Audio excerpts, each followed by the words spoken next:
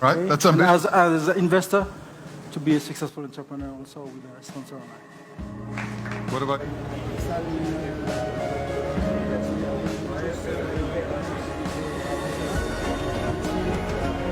Olympiacos, I would like to win the Champions League. okay?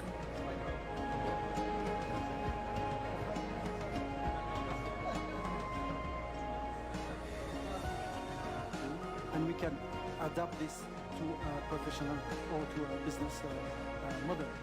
And of course, what we have learned also is about teamwork.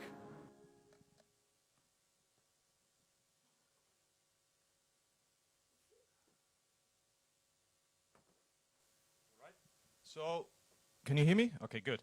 So, for the ones that don't know, Christian Karambert entered a few months ago into our company as one of our main investors and partners, and he's extremely active and helps us a lot to bring out the message to the world.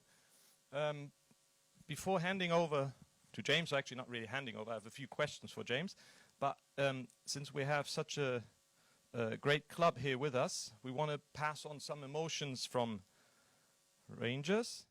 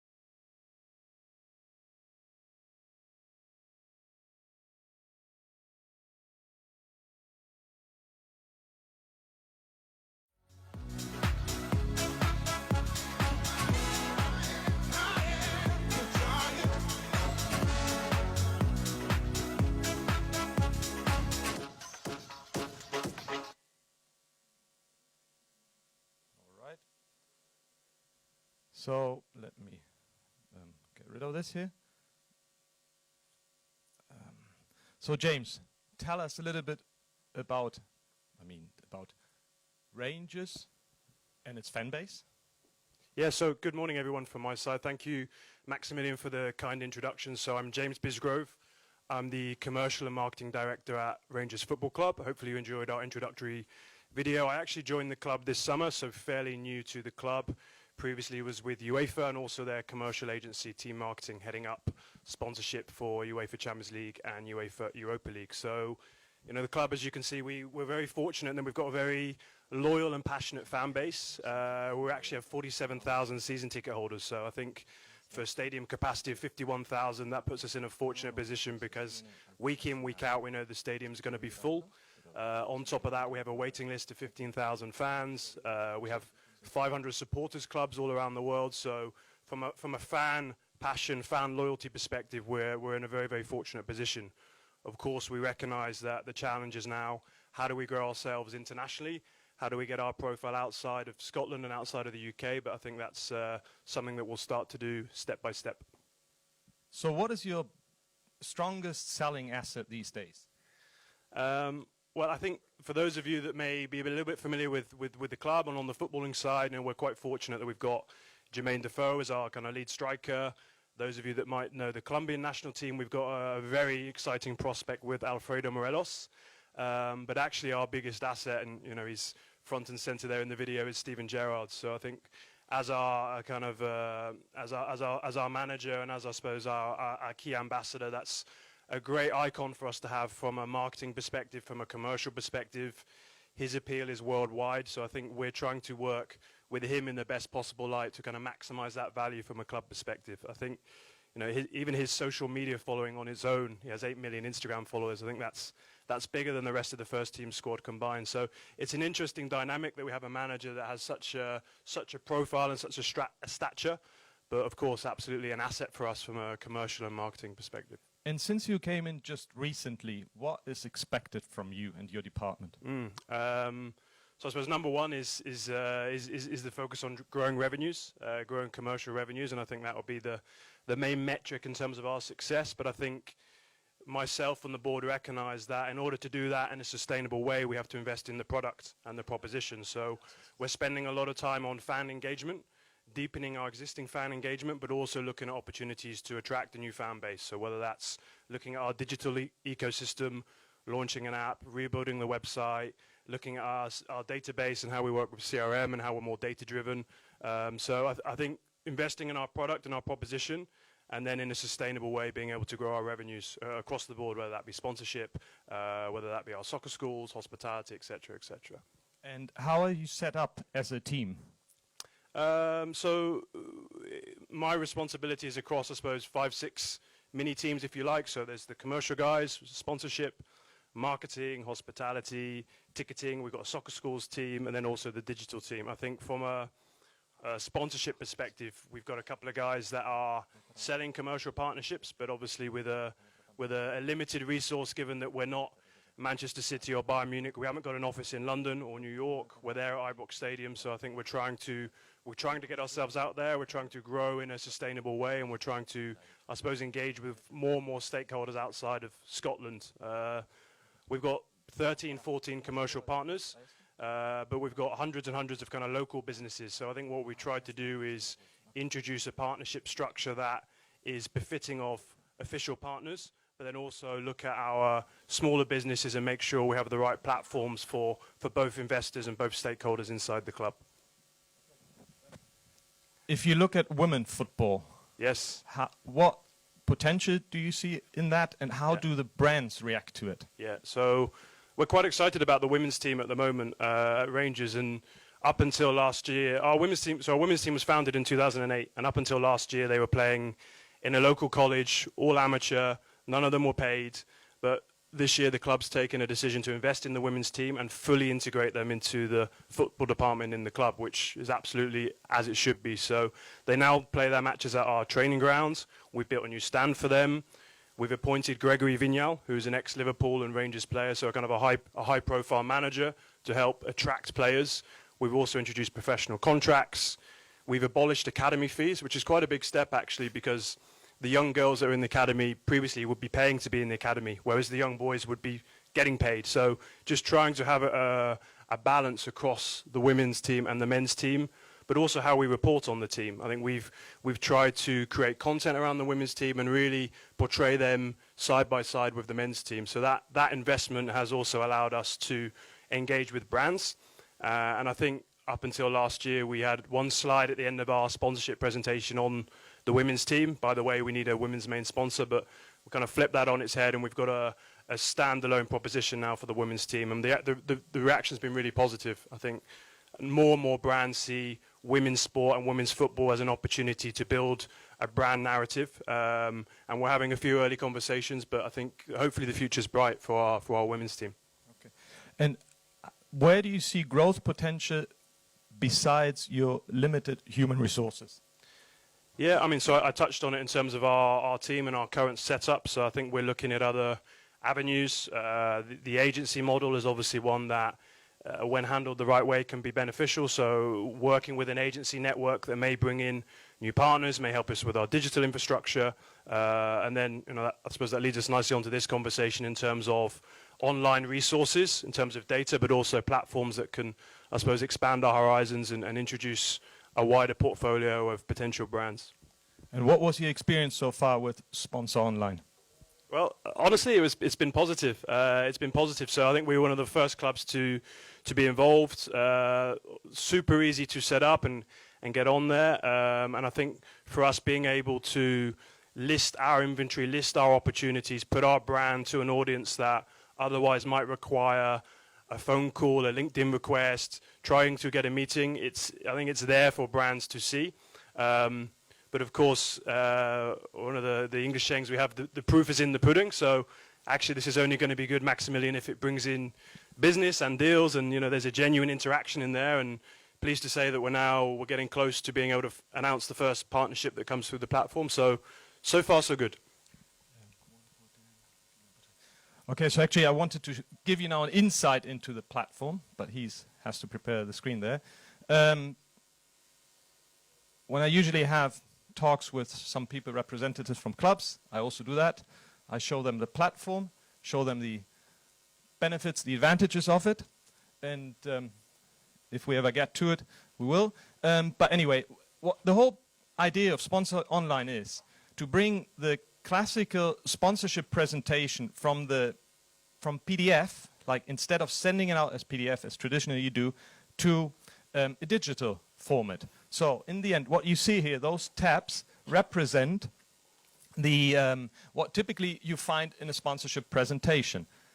Then you also have show more on the right side, so you would have some sports information, some information on the sports, the history, players, whatever that have been there.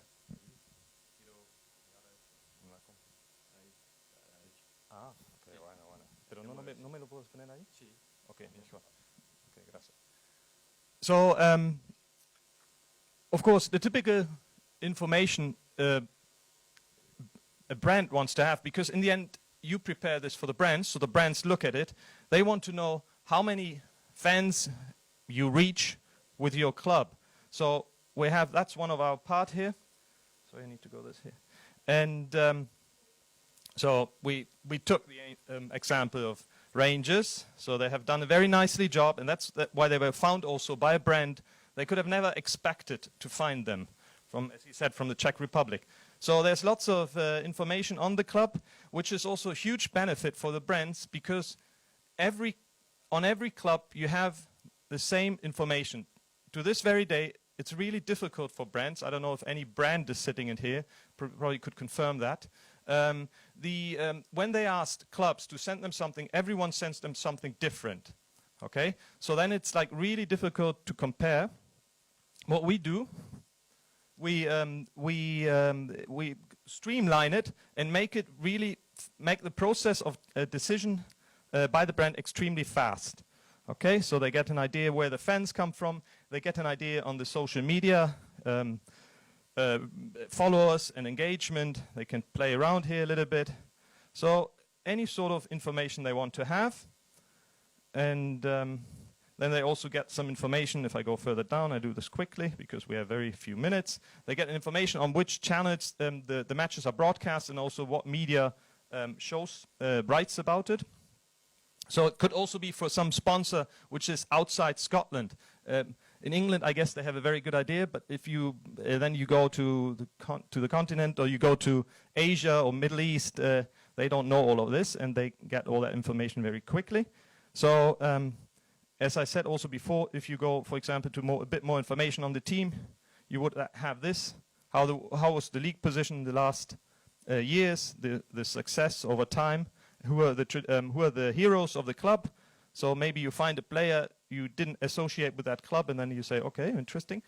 And then if you go back to those tabs, you have further information on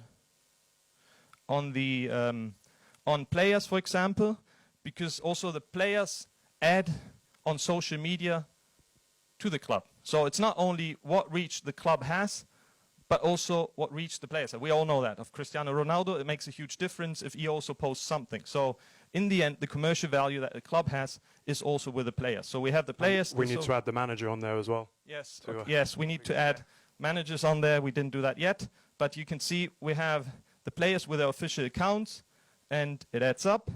At some point, we will add also certain players can also offer some sort of sponsorship opportunity. Then you get an information on the stadium. So if you don't know the club that well, you can have a look. How does the stadium look like? You can see how many people are going to the matches. So in case you, as a sponsor, you just want to go into few matches, to sponsor a few matches, you could look which are the most attractive with Glasgow, that's Rangers, that's impossible because they're usually always sold out, close to 50,000.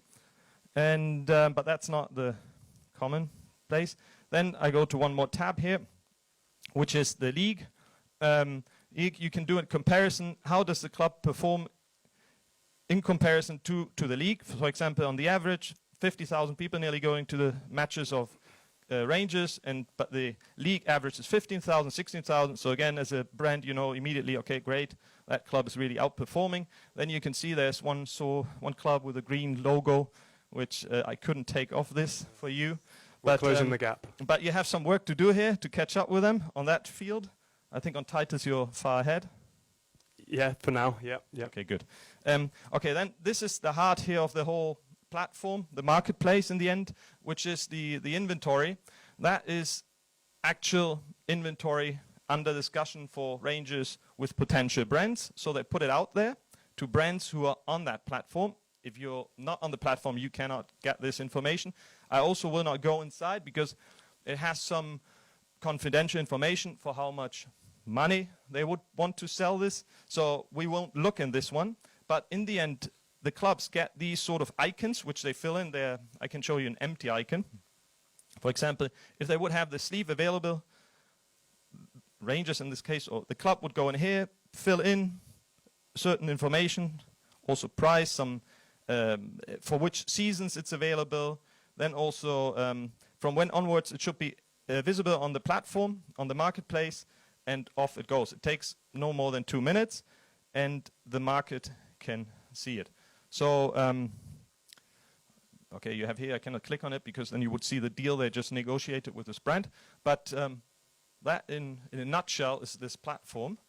Any questions? We have 2 minutes left for questions. Should I hand? Nope. Ah, here, I can. Yes.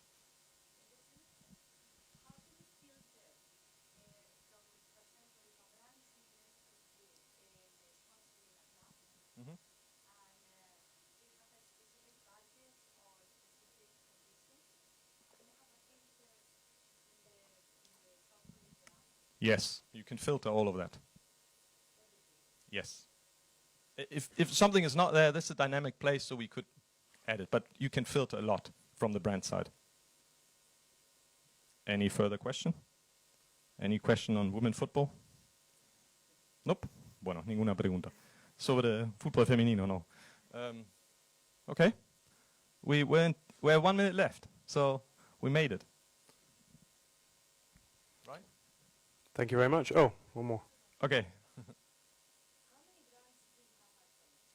We have above 50 brands on it, which are mostly the global brands. Coming in with big media agencies also. They're the typical brands which are in football active. We launched this platform beginning of the year and focused strongly first on the clubs because, of course, you need something in the platform. Of course, it can be interesting for brands. But now we're catching up with brands and we're having some activities already going on.